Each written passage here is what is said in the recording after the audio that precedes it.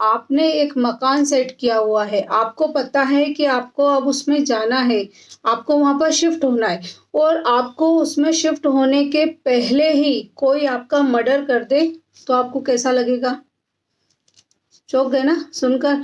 देखिए, सबको पता है कि आत्महत्या, किसी की आत्मा की हत्या कर देना, ये सबसे बड़ा महापाप है और ये करते हैं। देखिए आप देखिए, जो लोग अबॉर्शन करवाते हैं, क्या वो सोल आपको छोड़ देगी? उसका भी खाता है, उसकी भी सुनवाई होती है। याद रखना इस बात को।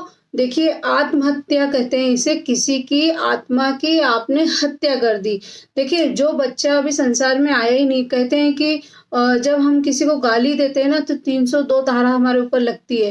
हम किसी का, अगर कोई हमारे परिवार में बलात्कार भी कर दे, रेप कर दे और उस व्यक्ति को भी अगर हम मार दे, तो उसमें भी हमको मर्डर केस में हमको जेल होती है और हमारे ऊपर धाराएं लगती है, ठीक है।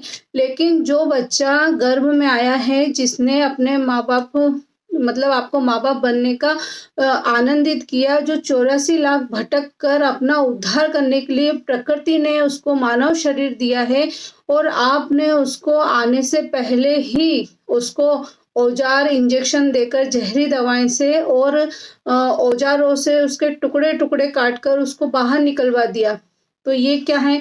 ये 7 महापापों में से एक पाप गिना जाता है। जैसे किसी की संत की आपने हत्या कर दी और किसी भ्रूण की हत्या कर दी, वह दोनों एक बराबर होता है। देखिए, संत होता है जगत कल्याण करने वाला, जो भगवान का ध्यान भजन करता है, ठीक है।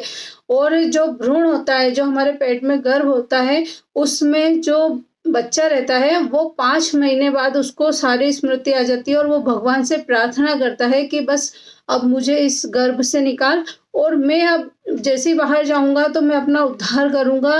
अब वो अपने लिए प्रार्थना करता है, वो एक ऋषि और एक संत के समान होता है। लेकिन जो महिलाएं गर्भ में हत्या करा देती हैं उसकी, उसका उसको भुगतना ही पड़ता है। और देवी भागवत में ये बात एक क्लियर लिखी हुई है, एक श्लोक भी है। देखिए, देवी भागवत का एक श्लोक है कि भिक्षु हत्या महत पापी भ्रण हत्या च भारते कुंभी पाके वसते सोपी यावत इंद्र चतुर्दशः। ये एक देवी भागवत का श्लोक है और जिसमें लिखा हुआ है कि संत की हत्या करो चाहे भ्रूण की हत्या करो, दोनों एक बराबर है। और ये 7 महापापों में से एक महापाप होता है जिसका प्रायश्चित कहीं भी नहीं है। हाल ही में एक पास्ट लाइफ रिग्रेशन का केस था, उसमें ये पता चला था कि एक बच्चा आया था, 25 साल का था।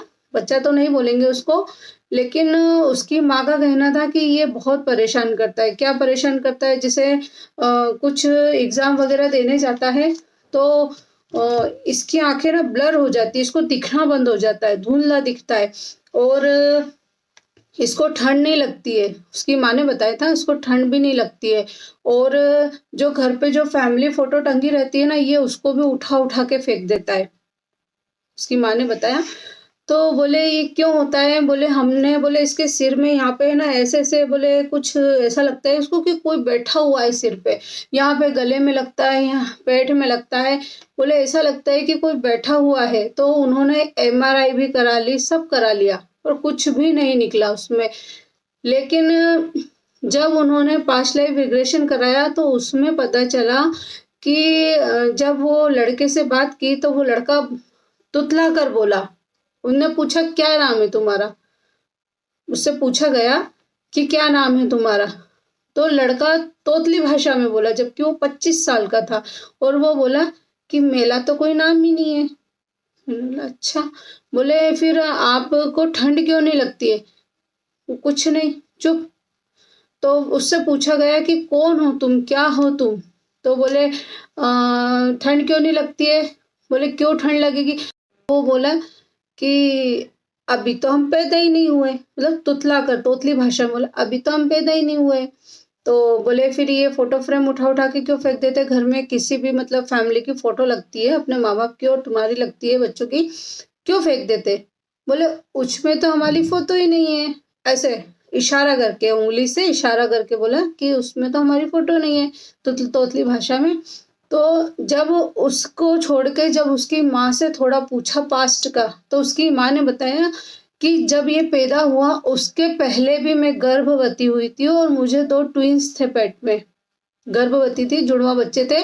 तो हमारी उस समय कंडीशन ऐसी नहीं थी कि मतलब हम उनको जन्म दे सकें और उनको पाल सकें। इसलिए मैंने अबॉर्शन करवा दिया और अबॉर्शन करवा दिया। उसके 2-3 साल बाद फिर ये वाला बच्चा हुआ जिसका पास्ट लाइफ रिग्रेशन किया गया था। तो उससे पता चला कि जो वो 2 सोल थी, जो जुड़वा बच्चों की जो आत्माएँ थी, वह इस बच्चे के साथ में जब से 4 साल का था, तब से इसके दोनों सिर पर बैठे हुए हैं। इन्होंने सब डॉक्टर भी दिखवा लिए, एमआरआई करवा ली, सीटी स्कैन करवा लिया, जो डॉक्टर ने भी बोला कुछ भी नहीं है, सब नॉर्मल है। तब जाकर पता चला कि वो दोनों आत्माएँ इस बच्चे को नहीं छोड़ रही हैं। वो बोलती हैं कि ये हमारा बड़ा भाई है, हम इसके साथ खेलेंगे। और जब ये थोड़ा बड़ा हुआ, इसने सोचा कि मैं अब करियर बनाऊँ, कुछ एग्ज़ाम वग़ैरह भी देने जाता है, तो वहाँ पे लिखते-लिखते इसकी आँखें ब्लर हो जाती, क्योंकि वो दोनों यहाँ आँखों पे बैठ जाते हैं, उसको दिखना ही बंद कर देते हैं। मतलब वो सिलेक्ट ही नहीं हो पाया किसी भी सब्जेक्ट में। मतलब वो जो एग्ज़ाम देने जाता था ना, उसमें सिलेक्ट ही नहीं हो पाता था। पेट पे बैठ जाते थे, सिर पे। बोले हमें इसके साथ खेलना है, हमें इसको बच्चा ही रखना है। तो ये कहानी निकल के आई थी। तो इसलिए कहते हैं कि जो बच्चा पेट में है उसकी हत्या कर दी, उसको औज़ारों से कटवा-कटवा कर आपने टुकड़े-टुकड़े करवा कर उसको बाहर निकलवाया है, वो सोल कभी भी आपको नहीं छोड़ेगी। ध्यान रखना, ये देवी भागवत का भी श्लोक है कि जब तक 14 इंद्र राज्य कर के निकल जाते हैं ना, जब तक आपको कुंभीपाक नर्क में रहना होता है, उसमें ऐसा लिखा है, उसमें सजा भोगनी होती है। तो इसको 7 महापापों में से एक महापाप गिना जाता है, जिसका कहीं भी कोई भी प्रायश्चित नहीं है। आप चाहे कितनी भी पूजा पाठ करो, आप जब ध्यान करो, सब कर लो, लेकिन जो आपने ये महापाप किया है, इसकी सजा आपको भुगतनी ही पड़ती है।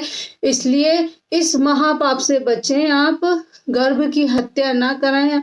अगर देखिए, बच्चा जो आता है ना, वो अपना प्रारब्ध कर्म खुद लेके आता है। आप सोचते हैं कि हम बच्चे को कमा कर खिलाएँगे, हम उसे बड़ा करेंगे, हम पढ़ाएँगे, नहीं। बच्चा अपना पिछले जन्म से सब हिसाब लेकर आता है। उसके प्रारब्ध कर्म उसकी सब सहायता करते हैं। उसका सारा खर्चा पानी सब प्रारब्ध कर्म में पहले से लिखा हुआ रहता है। इसलिए माँ-बाप ये ना सोचे कि किसी को अगर माँ को गर्भ ठहर जाता है, तो वो ये ना सोचे कि इसका पालन-पोषण कैसे होगा, इसको हम कैसे पढ़ाएँगे, कैसे लिखाएँगे, सब बच्चा पहले से ही अपना तय करा कर आता है। तो कृपया आप भी इस महापाप से बचिए और लोगों को भी बताइए कि इसकी बहुत बड़ी सज़ा भुगतनी पड़ती है। जय श्री राधे।